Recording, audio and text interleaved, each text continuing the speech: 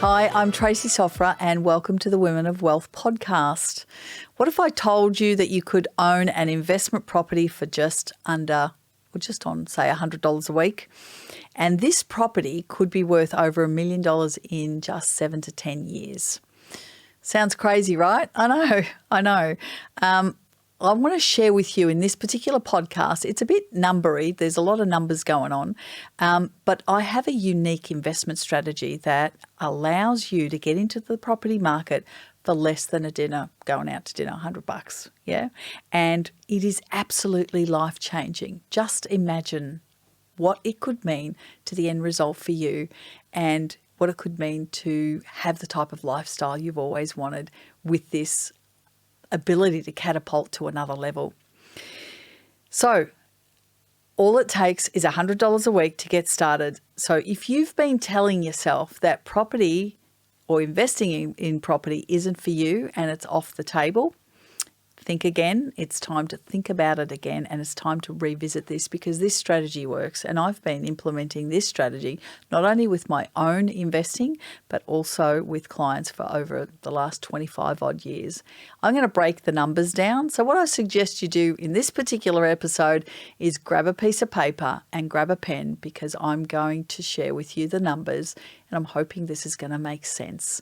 Where I'm going to start with this is with the property itself. So let's imagine that you have come across a property and it's valued at $850,000 and you think, wow, this is in the perfect position. And let's just assume that you've done all the due diligence, which is, okay, in terms of a suburb, is it the right type of property in the right suburb? What does that mean? Well, you're not going to buy a townhouse out in the burbs. You're going to want a 4-bedroom, 2-bathroom house. Families live out there, right?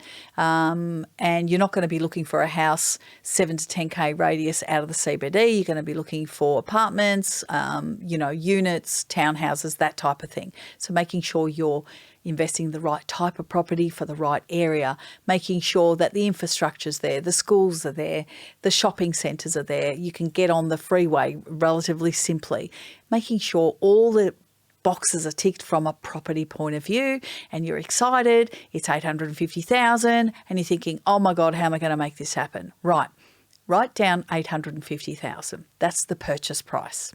The next thing you want to be looking at, and I'm keeping this really simple, is at the time of purchase, the two biggest costs are, or the biggest cost really, is stamp duty plus a bit of conveyancing. Now, there will be other statement of adjustment items, but let's just keep it simple for the purpose of the exercise. We have a property worth $850,000, and in Victoria, well, basically, if you want to know what the stamp duty is, you go to SRO, Vic or New South Wales or whichever state you're in, .com.au, and they will have a calculator on there where you put the value of the property, answer a few questions, and it tells you what the stamp duty is. So for Victoria, between the stamp duty and the conveyancing, it's another $50,000. So you've got $850, which is the purchase price, plus the purchase cost of $50, we're at $900,000.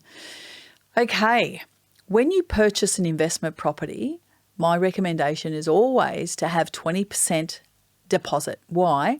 Anything under 20%, the banks will want you to pay LMI, which is Lender's Mortgage Insurance, and that's just dead money. That is basically a lump sum that you pay the bank to secure them and keeps them secured because you're borrowing up to, say, 90 to 95%. And it's of no value to you. So best practice, come up with 20% deposit. So on this property of $850, 20% is $170,000. You also need to have the $50,000, which is the stamp duty and conveyancing. So 170 plus 50, we need 220,000 to secure this property. Now, not a lot of people have 220 sitting around in their bank accounts or, in their back pockets. So what do we look at to make this work? Okay, let's have a look at your home. Is there any opportunity to use your home or the equity in your home to find this 220,000, which is the 120, the 20%, which is 170, plus the 50 of the purchase costs. Okay. Imagine your home is worth 1.5 mil. The bank will do a drive-by and they will say, Trace, yeah, we will lend you up to 80% of that property. They will lend, so 80% of 1.5 is 1.2 million. But Trace, you still owe 620,000. So 1.2 million less your 620. We've got available funds of 580,000. But we don't need 580,000. We're only looking for 220. Even though we can go up to 580, you would only say, no, I only want 220,000. This is what we call a second mortgage on your home. The bank takes your home as security against this second mortgage. The first mortgage was the 620 that I owed on this house, and this is the second mortgage of 220. So it is taking security over the home, your family home, for 220,000. You've found the deposit, you've done the deal, and you're ready to go.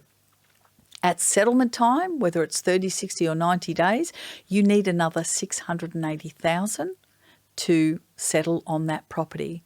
You would go to the bank, preferably another bank, and you would use the security of the investment property. So this time the 680 loan is secured against the investment property, and those borrowings go towards settlement, and you've settled on this property and you're ready to rent out. So to this point, all you've simply done is found the 20% deposit plus the cost, which is stamp duty and conveyancing of around 50,000, and you've used your family home, the equity that was in there, gone to the bank and said, what do you reckon it's worth? They said 1.5, and they will lend you 80% of the value, which is 1.2, take off any mortgage you already owe, and what's the max you can get, which was 580. We only need 220. So we've done that. And then we've settled on the property with another bank of 680. Why have we settled with another bank? If you sell that investment property, the security of that property is with another bank. So that bank is going to then release that title, and you're going to pay the 680 off, and any excess won't have to pay off the other loan. You could use that and go do something else with it. But if the loan is with the same bank, the bank will pay out all the debt, and you'll potentially end up with no cash in your hand if you wanted to leverage off that again and go again. So it doesn't give you that opportunity from a debt point of view. Now that you've secured that property, how do we get to, how do you know that it's going to cost you $100 a week? Let me share those figures with you. And these are really, really important concepts to establish. So we have settled on this property. We're good to go. We've got a great property manager, and they're renting this property out at $550 a week. Couple of things here when we're looking at rental properties and what the numbers look like from a rental return point of view. There's some expenses that are actual cash expenses that you physically got to find and pay. And then there's an expense called depreciation that the tax office allows you to use as an expense, but you don't pay depreciation. It's not something you pay. But the tax office allows you this expense that you can write off against the rental income that then produces a really high tax refund for you. So I'm about to go through those figures with you. So if you write down that the rental income is $550 a week, that's $28,600 a year. Now, let's look at the cash expenses. Well, the biggest one is interest on the loan, which is $36,000. And then we've got rental expenses that I've bundled up and said, let's say it's around $10,000. What are they? So they're agents' commissions, you've got landlord insurance, you've got water rates, not the usage, but the actual, just the providing the service. You've got council rates, and you may have a few repairs and maintenance here or there. I've bundled all that up and said, let's say that's $10,000. So between interest on the loan of $36,000 and $10,000 of property expenses, the rental expenses, you've got $46,000 cash you got to find, but you've only got $28,600. So you're behind by $17,400 from a cash point of view, which is about $335 a week.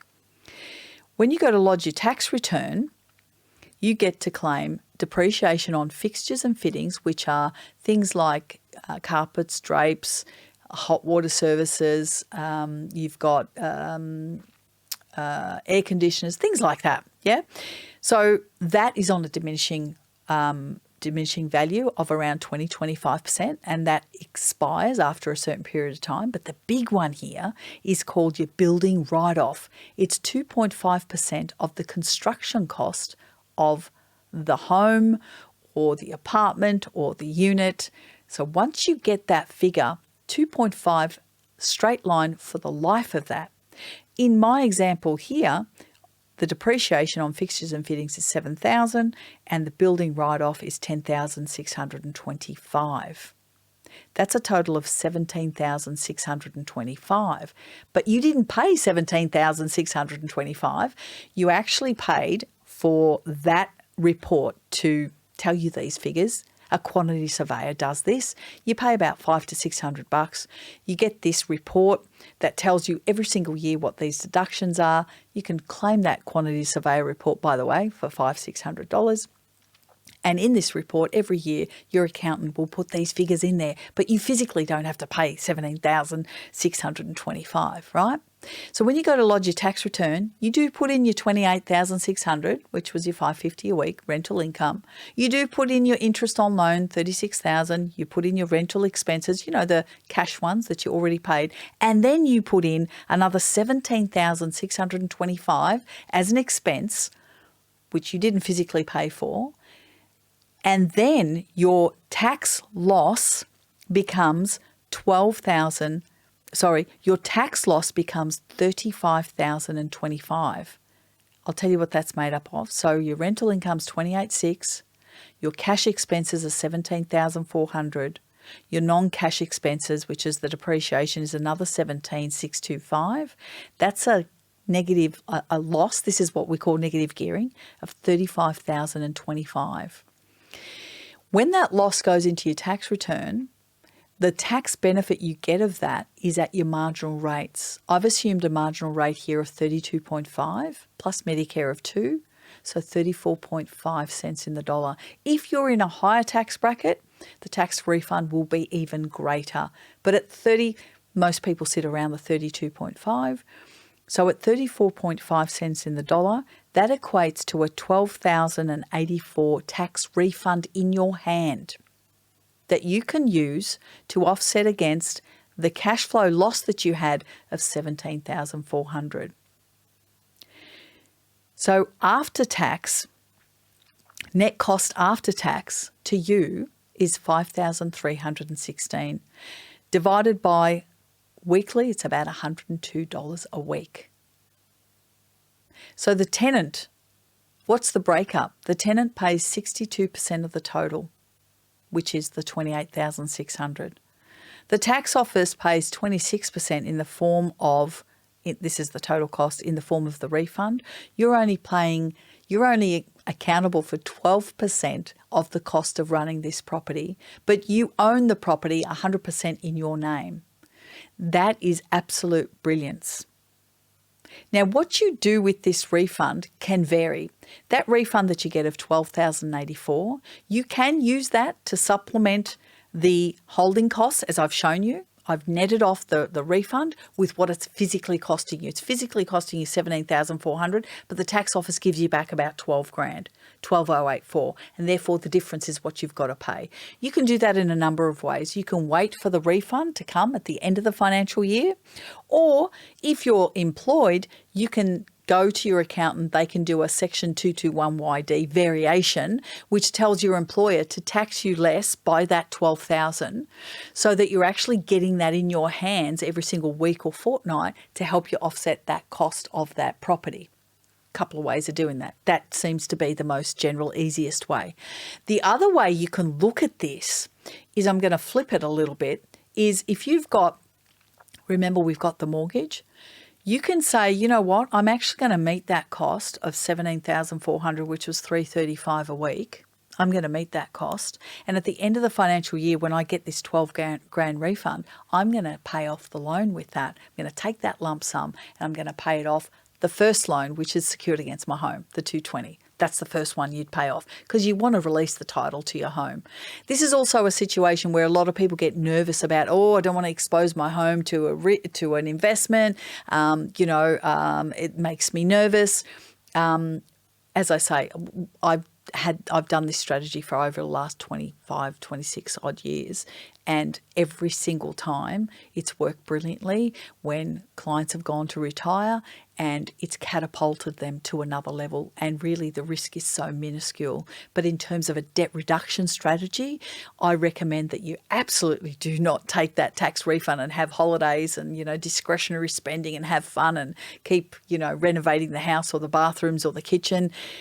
No. Because what happens is people over time, if things don't go well with the property, and it's not common that happens, but if it does not go well with the property when they're going to retire, if they haven't seen that capital growth and they haven't paid a cent off the loans, they're really relying on that capital growth to give them what they want. And if it's not quite there when they go to retire and they haven't made any debt reduction, it's not such a great result for them at the end of the day.